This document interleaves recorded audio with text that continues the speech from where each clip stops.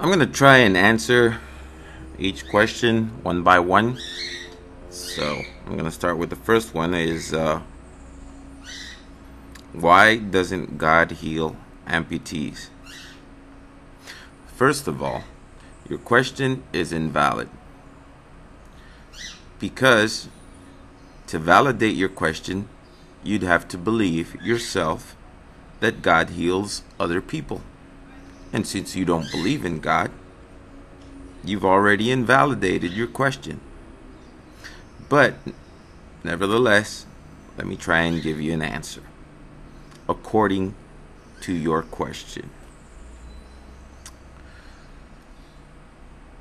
Let's assume that Mercedes-Benz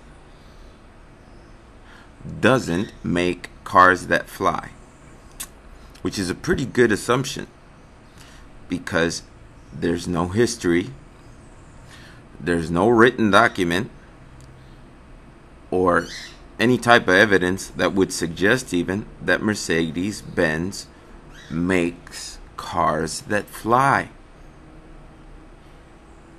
So it just so happens that if I were to try and validate a question as full of lunacy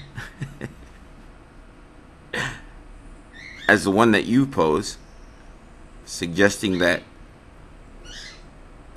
Mercedes-Benz doesn't make cars that fly, my question would be invalid also, because there's no point in asking why Mercedes-Benz doesn't make cars that fly, because we already know that Mercedes-Benz doesn't make cars that fly. There's no proof of it.